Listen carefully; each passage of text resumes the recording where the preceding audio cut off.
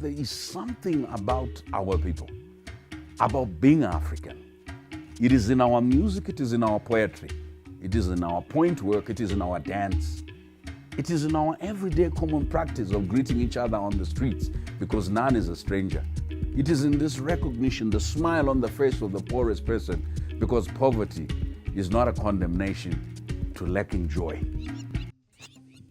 It's in the way we raise our children, in how we care for our elders, in how we till the land to grow food that nourishes both body and soul.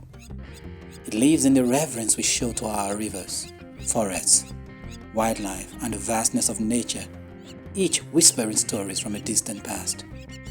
It flows through our stories, our history, and our present realities.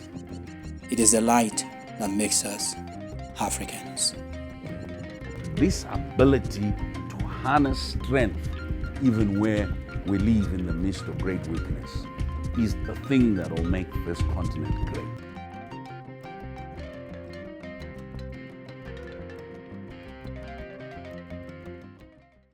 All right, the presentation is called The Lost Cities and Amazing Heritage of Kenya. And let me first of all put Kenya into its historical context.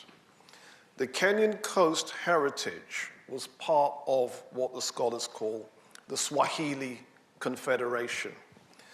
And the Swahili cities were all the way along the East African coast, all the way from Somalia in the north, down through Kenya, Tanzania, as far south as Mozambique.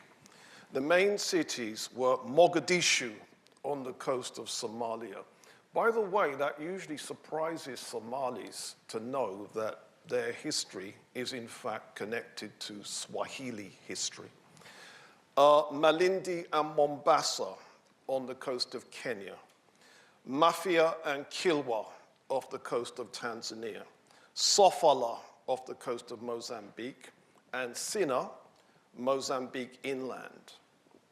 Now I'm using terms like Somalia, Kenya, Tanzania, Mozambique. Of course, during the time periods that we're talking about, none of these places existed under those names. So who were the people? The more northerly people, say Mogadishu, were described in the records as Berbers, and they are also described as a people of the Sudan, which means a people of the blacks.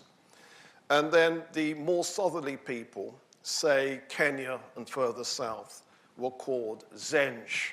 That's part of the word Zanzibar. Turkish people will know the name Zenci.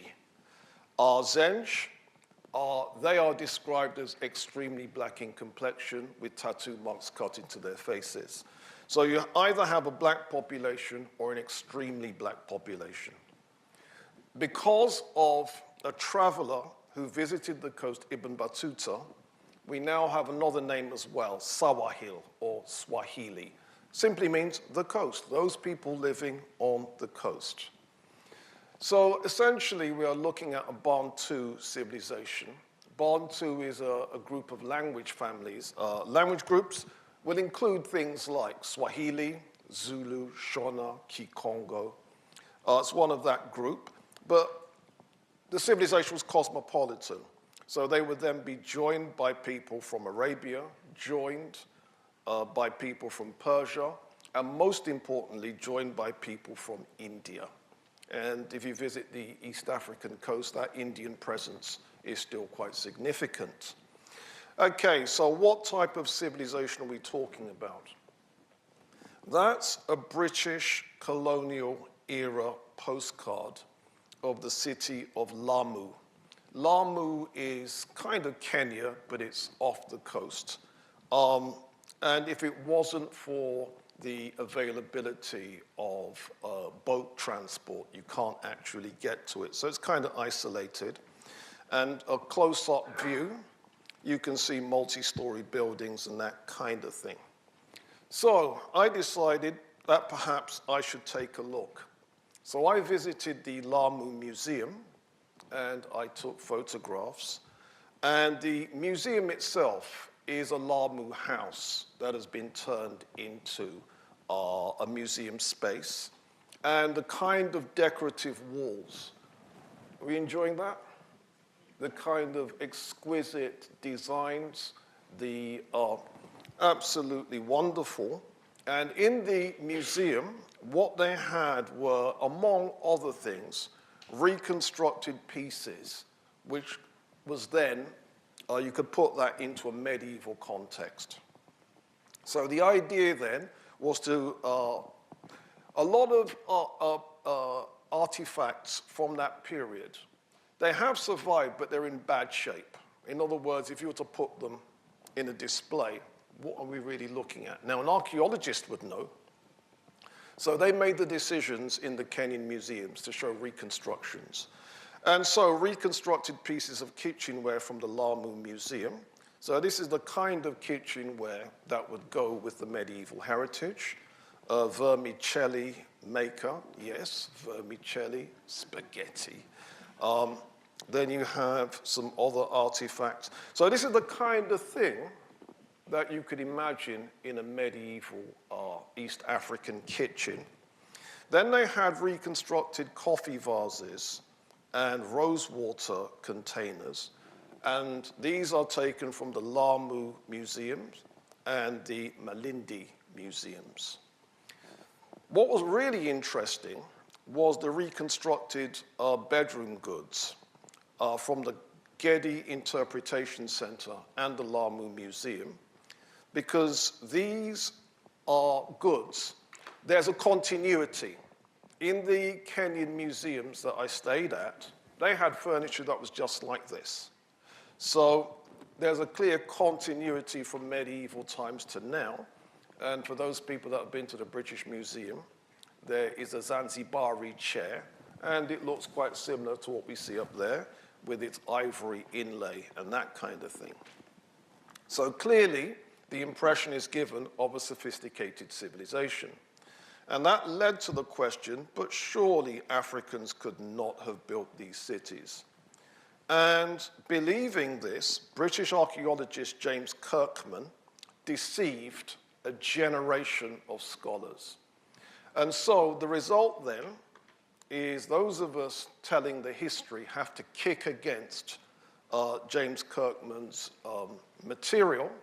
Not only that, he's also done a lot of great damage to the historical memory of Kenyans, because they don't realize that his stuff is nonsense.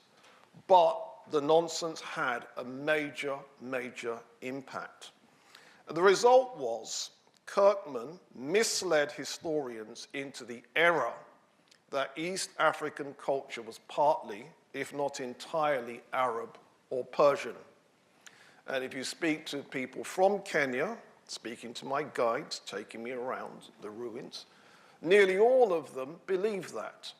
And then what I would challenge, but all the archaeologies only dug up African skeletons. Yeah, but they were the workmen. Well, so that means they built it. Yeah, but they built it under somebody else's control.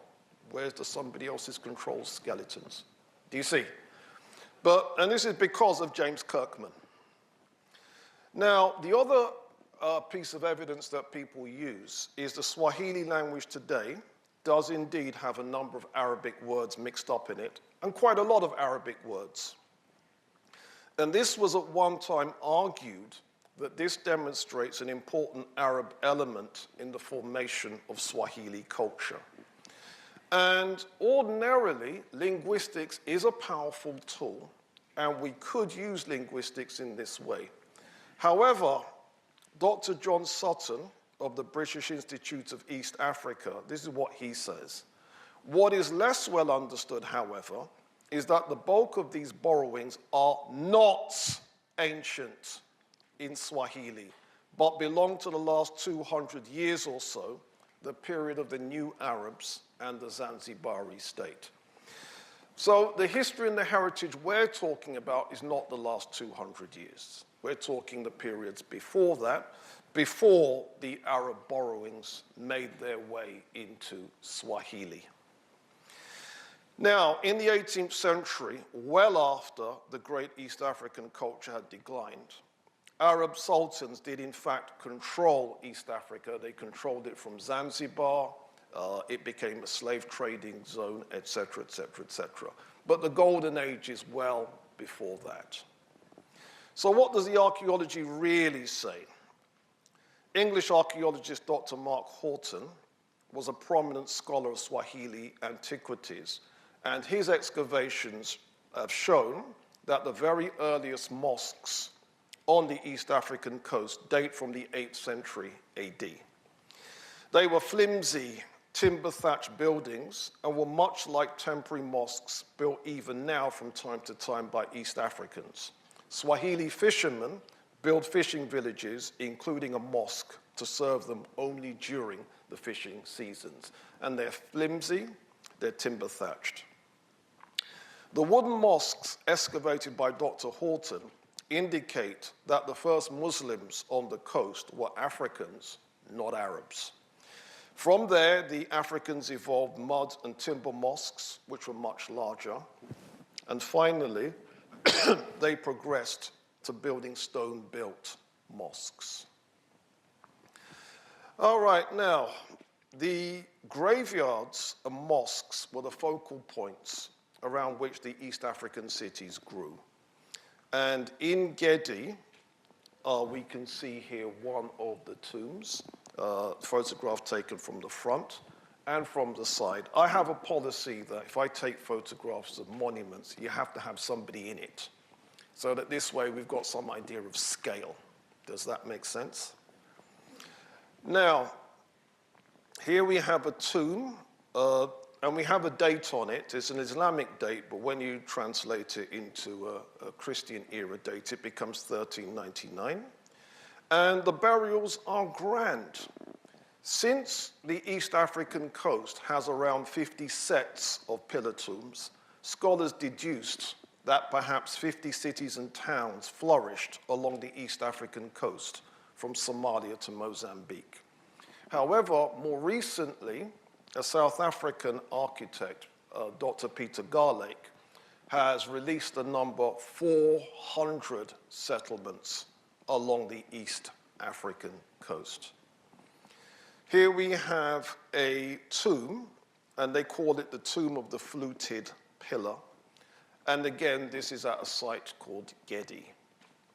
All right, so if we've got these burials, and they become the graveyards, the centerpiece of where these cities are going to be, what did the cities themselves look like?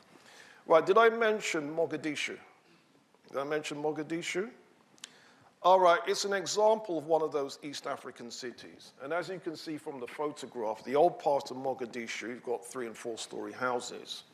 And Chinese documents from the 15th century mention that Mogadishu actually had 4- or 5-story houses. The houses were made of coral stone. All right, so let's get some visitors' impressions. What do the visitors say? There was a traveler from Morocco. His name was Ibn Battuta, and he wrote a book in 1353 called The Gift of the Observers, but when it was translated into English, people called it Travels in Asia and Africa. And he mentions visiting what we would today call the Somalian city of Mogadishu. And the main thing he says about them is they're fat. All right, this is what he says. Yeah, I know, not politically correct. Right, the Cadi took my hand. Cadi, that means the judge. So he's just got off the boat, the judge has taken his hand. And we came to the house, which is near the Sheikh's house. And it was bedded out and set up with what is necessary. Then he came with food from the Sheikh's house. With him was one of his wazirs. Wazirs means ministers, who was in charge of guests. He said, Maulana gives you assalamu alaikum, and he says to you, you are most welcome. Then he put down the food and we ate. Their food is rice cooked with ghee, placed on a large wooden dish. They put on top dishes of kushan. This is the relish of chicken and meat and fish and vegetables. They cook banana before it is ripe in fresh milk, and they put it on a disc. And they put sour milk in a dish with pickled lemon on it and bunches of pickled chilies, vinegared and salted, and green ginger and mangoes. These are like apples, and they have a stone, and when they ripen, they are very sweet and eaten like fruit. But before they ripen, they are bitter like lemons, and they pickle them in vinegar. When they eat a ball of rice, they eat after it something from these salted and vinegared foods. Now, one of the people in Mogadishu habitually eats as much as a group of us would. They are extremely large and fat of body. Okay, now, what's really interesting from my perspective is I'm of Jamaican heritage and are descended from enslaved people who would have come from West Africa. The significance is I recognize almost all of the food he's describing. Eating banana before it's ripe, we call that green banana. The green ginger, the mangoes, the sour milk of course is yogurt. In other words, I recognize this, and this is really, really interesting. Really interesting. All right, now, on his journey, 1331, he then landed in the city of Kilwa. On a modern map, Kilwa is on the Tanzanian coast, and this is what he says. We spent a night on the island of Mombasa and then set sail for Kilwa, the principal city on the coast, the greater part of whose inhabitants are Zenj, of very black complexion. Kilwa is one of the most beautiful and well-constructed cities in the world. The whole of it is elegantly built, says Ibn Battuta. Now, because my focus is on Kenyan heritage, you can look it up in your own time. There are some buildings in Kilwa that are still there. There's the Husuni Kubwa with its indoor swimming pool. There's the Husuni Ndongo. There's the Kilwa Kisiwani Great Mosque. There's things that you can go look at. Now, what did another visitor say about the Kenya region? You had the Portuguese sailing around South Africa, and they landed in Mozambique first, and then Tanzania, and then Kenya, and so on. And the information was then handed over to a Portuguese chronicler called Duarte Barbosa.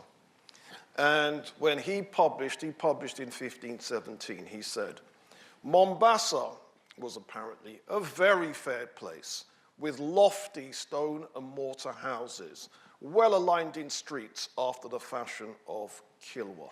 Lofty, multi-stories. Malindi had many fair stone and mortar houses of many stories with great plenty of windows and flat roofs. The place was well laid out in streets. Pate and Lamu were well walled with stone and mortar.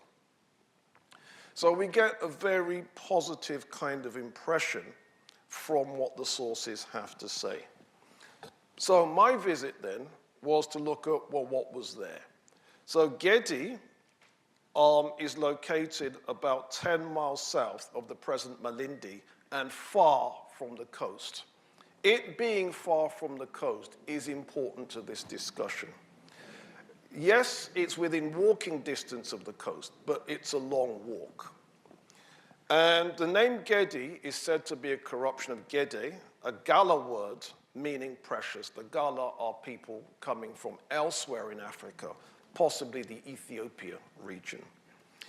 One theory is that Gedi may even be the name of the last Gala ruler of the site. So what does Dr. Davidson say? English historian Dr. Basil Davidson wrote The Lost Cities of Africa in 1959.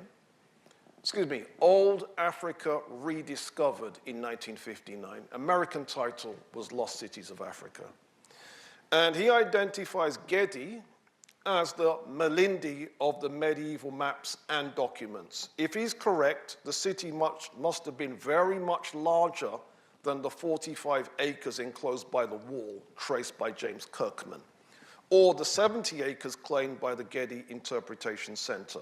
It must have extended down to the coast, and therefore it must have been so much bigger than the scholars give, 45 or 70 acres. Moreover, the overwhelming majority of the buildings must have been of a flimsier and perishable material, such as clay bricks. They clearly haven't survived. James Kirkman, 1975, held the view that Gedi was to be identified not as Malindi, but as another city, Kilimani. That Kilimani is mentioned in the medieval documents. I believe, however, that his identification raises the same issues as Davidson. If Kirkman is correct, perhaps Gedi extended south to Maida Creek and would thus be accessible to the Indian Ocean trade. And if it did extend there, again, it would be a lot bigger than the 45 acres that he said it was. Now, this is what the National Museums of Kenya website says about Gedi. It traces its origin in the 12th century, but was rebuilt with new town walls in the 15th and 16th centuries. This rebuilding is connected with the emigration of many citizens of Kilwa to Mombasa, Malindi, and other places along the coast. In other words, people from elsewhere in the Swahili Confederation moving into the region. If this is true, this may indicate that the present traces of walls found by James Kirkman are much more recent than the foundation of the coral stone buildings. There was also a large baobab tree. Our guide pointed out that it is evidence of the traditional pre-Islamic belief system. In fact, on all the three sites that I visited, Gedi, Jumbala Matwana, and Munarani, there were baobab trees. All three local guides confirmed the view that the baobab tree reflects a traditional belief system, i.e. non-Islamic belief system. One went further and said that prayers would be offered, and what you would do would be post valuable items into the tree and offer a prayer. And the significance of that is, if I've been told correctly, it means that the Swahili cities were not just black Muslims, it would have been black traditionalists as well. Another important tree was the neem tree. Our guide said that it had anti-sickle cell properties. And there is an African-American scholar who writes on African science history, Dr. Charles Finch of Morehouse. And he says the same thing. The neem tree does indeed have anti-sickle cell properties. All right, so what's in Gedi? Well, imports to Gedi, archaeologists have dug them up. They've dug up Chinese celadon, they've dug up porcelain, and some porcelain pieces that are a lot more complete. So we're getting blue and white ware from China. And obviously the Chinese didn't stand on their coast and do this. So clearly we have a trade link, and we're going to examine that trade link as we get into this session. All right, now, at the site of Gedi, which I said could be Malindi, could be Kilimani, there's the palace. And I took these photographs. Again, basic rule, always have somebody in the picture. They're not there, you don't know what you're looking at. So my guide, her name was Rachel, so there it is. The palace itself, that part of it here is the public part, and where the tourist is on the other side is the part that was open to the general public. I'm going to show you a plan. So we took a walk around it, and this is the burial part. And can you see that the burial is a grand burial? And the significance of this is, in Arab culture, you don't do grand burials. Do you see? So this is clearly not an Arab thing. And they look like houses, and they have that central piece rising into the sky. Here we have another part of the palace, and then here we have the well, where we've got access to water. Now, is there a plan of the complex?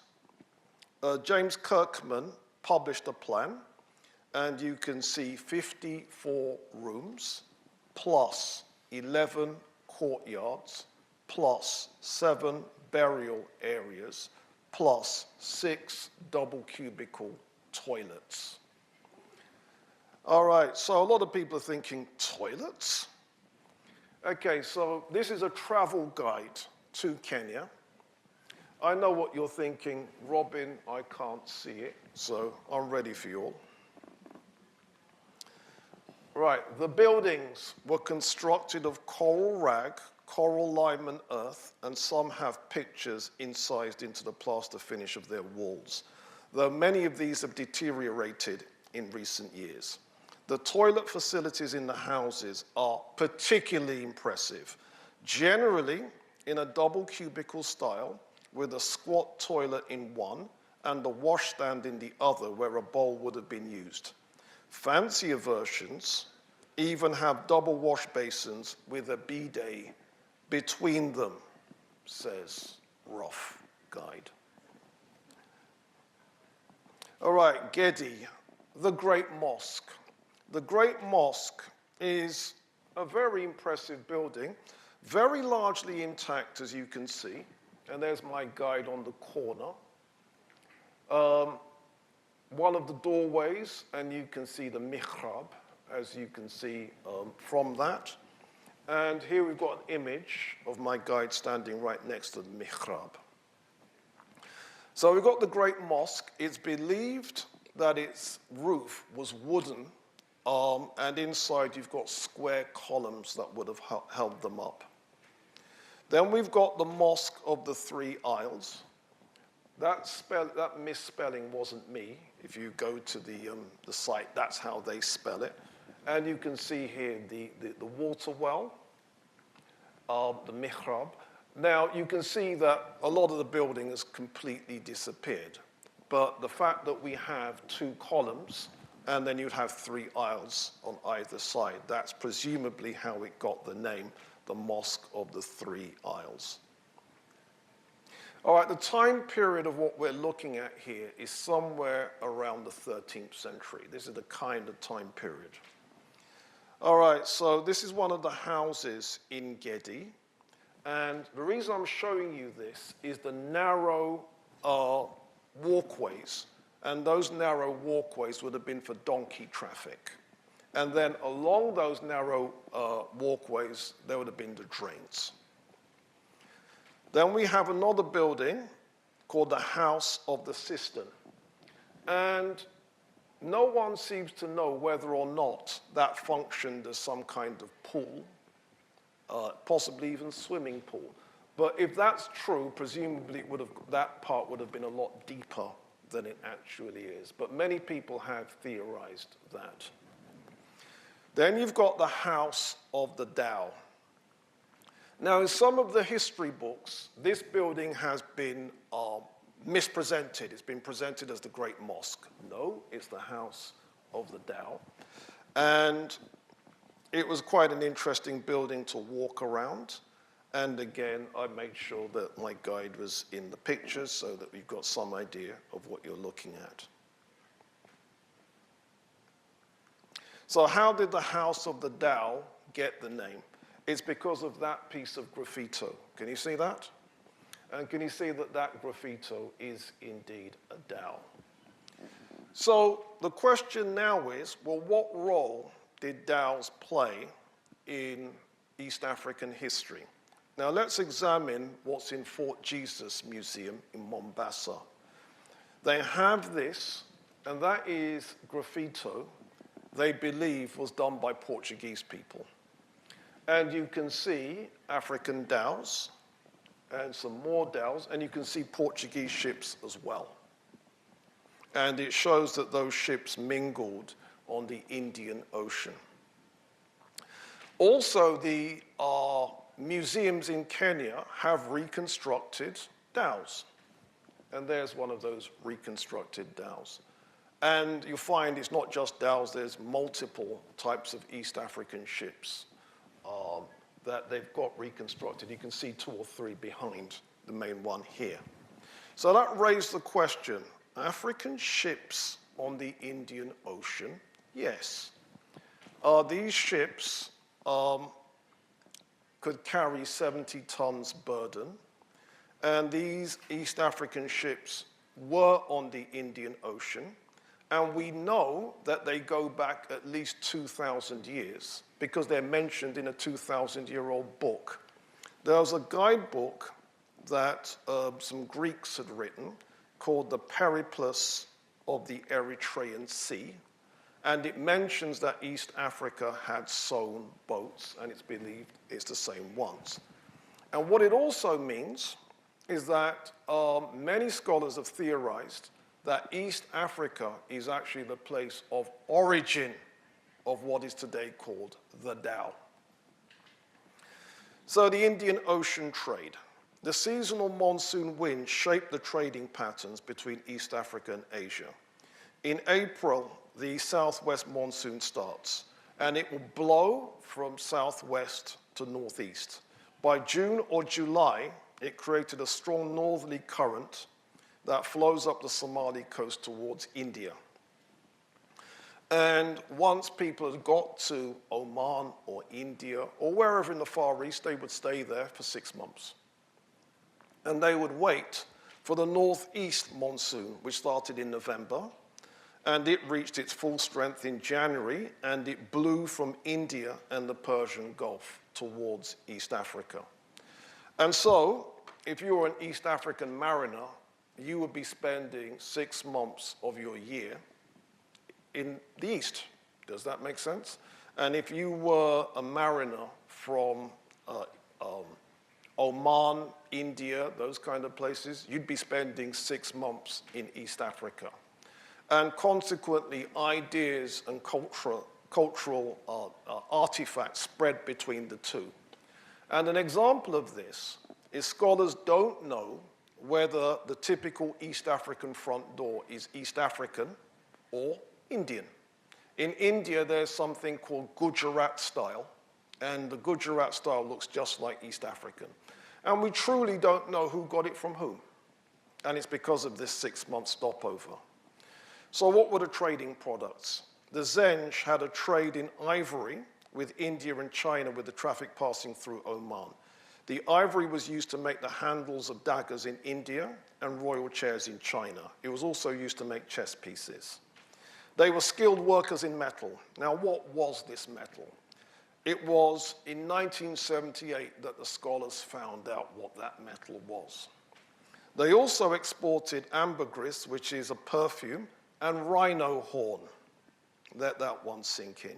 Mic drop. And rhino horn supposedly had medicinal properties, and you can just see the inverted commas on this medicinal. People are looking at me blank. Aphrodisiac, right? Which is the origin of the word horny. Okay. All right, they traded leopard skins and also timber. Mangrove poles in particular were sold to the building industries of Oman and Persia. All right, Jumba la Matwana. This is 10 miles north of Mombasa, and that's the name the modern East Africans give it, but no one knows the true name of the city. The contemporary Swahili name, Jumba la Matwana, some people translate it as the large house of the slave. Others say it means the large house of the strong man. Others say it's the large house of the leader. I have no idea whether any of that's true, but hell, that's what I was told. The National Museums of Kenya website says the following about Jumba la Matwana. There are no written historical records of the town, but ceramic evidence showed that the town had been built in the 14th century, but abandoned early in the 15th century. So the obvious question then is, what's there? The central mosque of Jumba la Matwana. Now again, I've got my guide in the picture. All of what you're looking at there is one building. This is it taken from a different angle and from another angle. Right, now can you see that this wall here has been reinforced? You see that? And that could signify a very, very heavy roof. Now, so what? If you look at the Great Mosque of Kilwa, which is in Tanzania, it has barrel vaults. So it looks like it's got barrels lying on its side, made of concrete. It also has concrete domes. And because this has that kind of reinforcement, it's possible that that may have had that kind of roof as well. Then we've got the mosque by the sea. And it really is by the sea. But can you see the Indian Ocean through that door? Yeah? Now what about that for a romantic image? Yeah.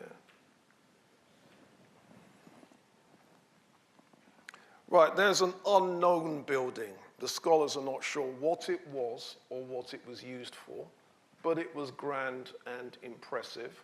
Again, these are all made of coral stone. Then you've got the most impressive building in the structure. Scholars have given it the imaginative name of the House of the Many Doors. And the House of the Many Doors. My guide was quite sick of me at this point because I tried to get him to walk around all the building and then make sure that he was photographed at every single spot. All right?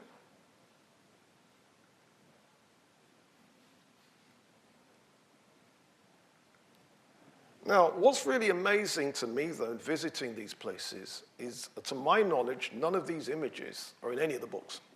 Certainly not Jumbo and Motswana. Now, what could have been the tableware in this house? Again, Fort Jesus Museum has examples of brass, copper, and silver kitchenware, which, again, they believe is medieval context.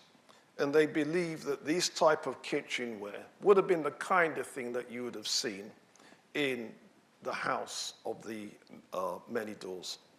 Many doors, yeah. We enjoying this? All right, Umunarani. This is a ruined town, and the name Umunarani simply means the minaret. And it's located near the modern city of Kilifi, near the waterway, Kilifi Creek. No one knows the original name of this town, and the only reason why it's called Umunarani is the claimed similarity between the pillar of the pillar tomb of the Great Mosque and its alleged similarity to a minaret. Does that make sense? Now, we know it's not a minaret. There's no stairs where you can climb up it. And there's no evidence that there was ever any stairs. And that's true for all of the pillar tomb structures.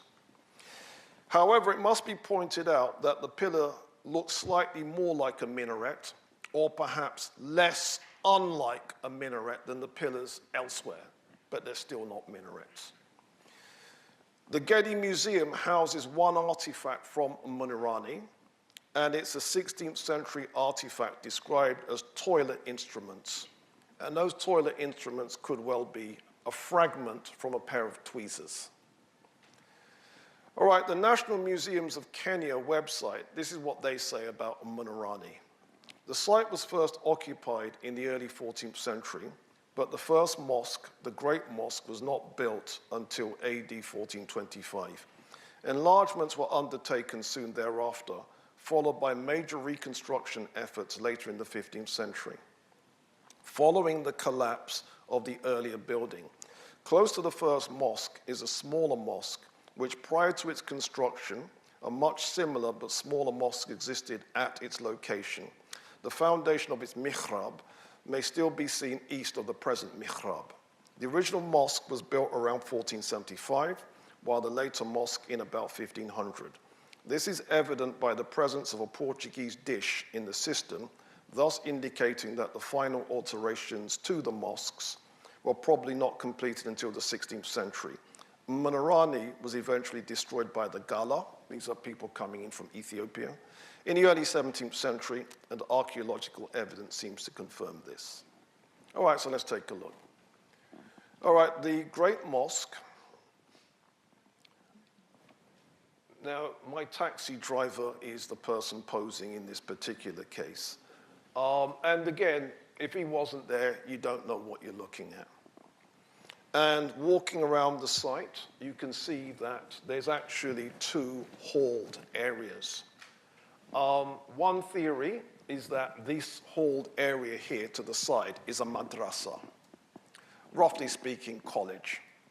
Right?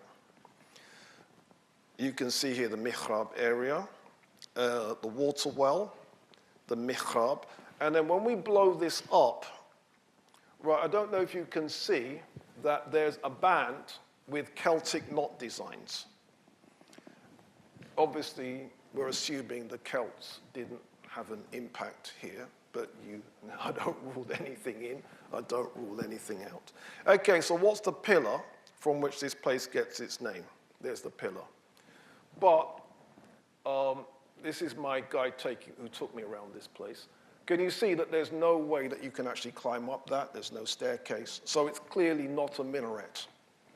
And the mosques generally, you see, for all those people that say, this isn't African, it's Arab, I ask the obvious question, where's the courtyards? There aren't any. Yeah?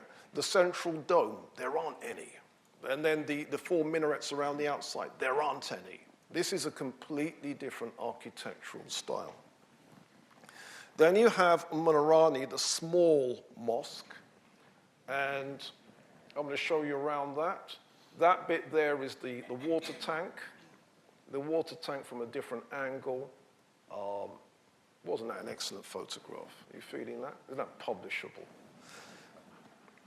And then the small mosque, where my guide is standing, he says that's the madrasa.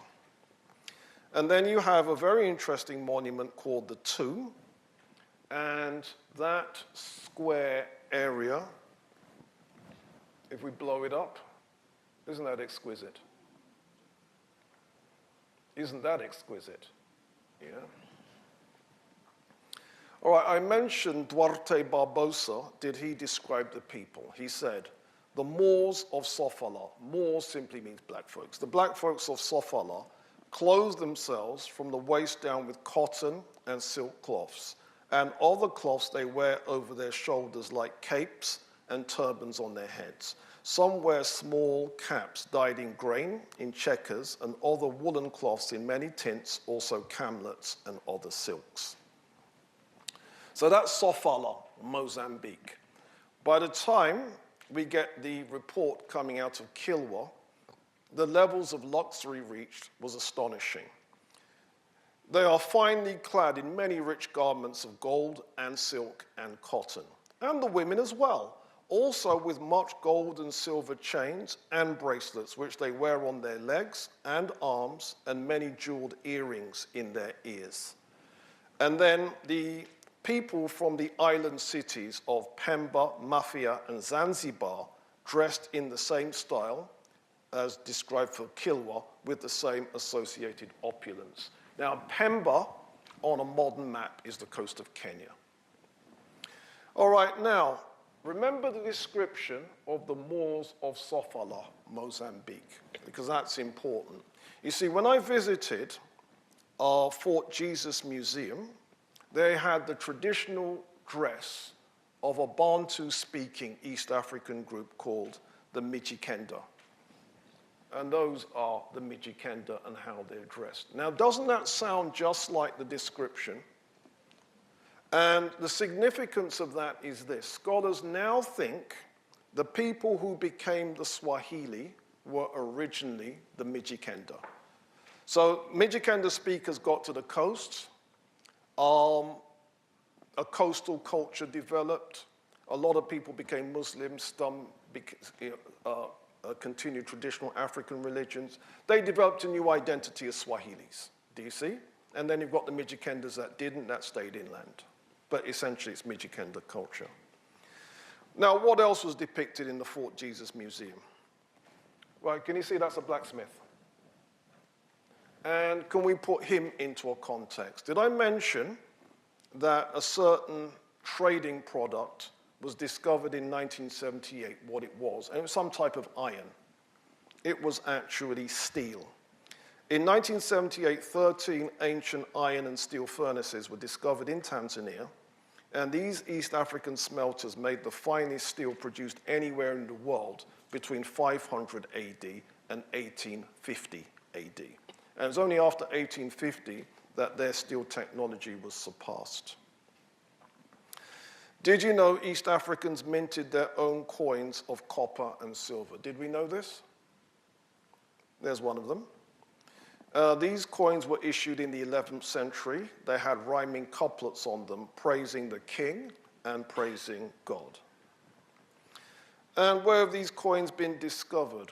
Well, according to the Daily Mail, that bastion of right-wing conservatism, how 900-year-old African coins found in Australia may finally solve the mystery of who arrived down under first. And let's read it. Coins date back to 6 centuries before Captain Cook. Are we feeling this? And so what this tells us is East African mariners were the documents tell us they were sailing to Oman, they were sailing to India, they were sailing to Java, they were sailing to Indonesia, they were sailing to China, they were sailing to Cambodia, where they established a colony. And we now have the theory that they could well have sailed to the northern fringes of Australia as well. A theory put forward by the Daily Mail. Right, now continuing our theme of metals, this is some reconstructed silver jewelry, which again they believe is in this 13th century context. And, are you feeling this?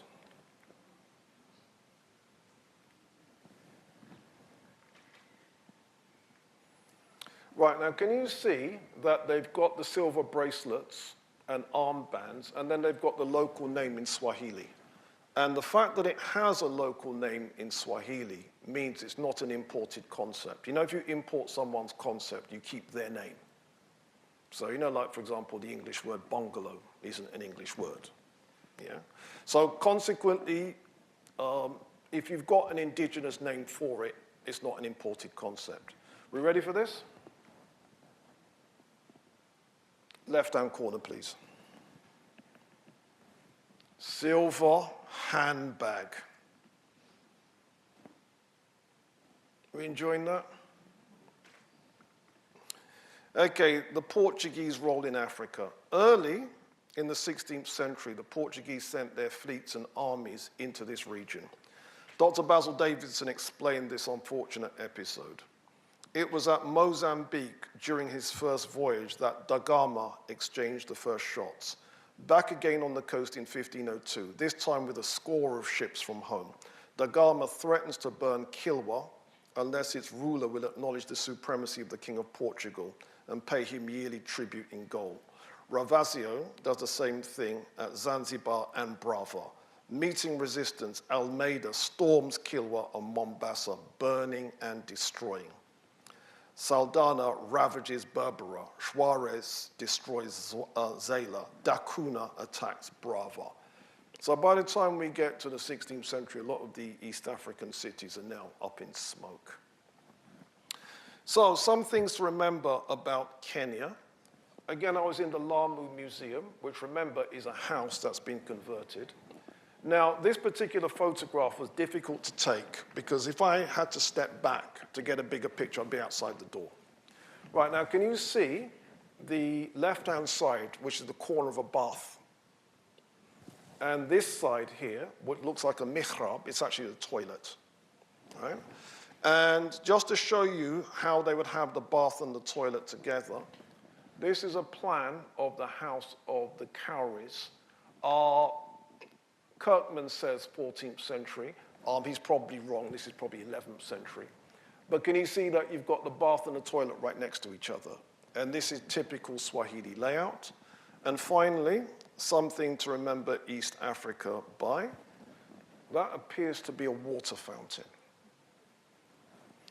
And that's it from me, the lost cities and amazing heritage of Kenya. Thank you very much.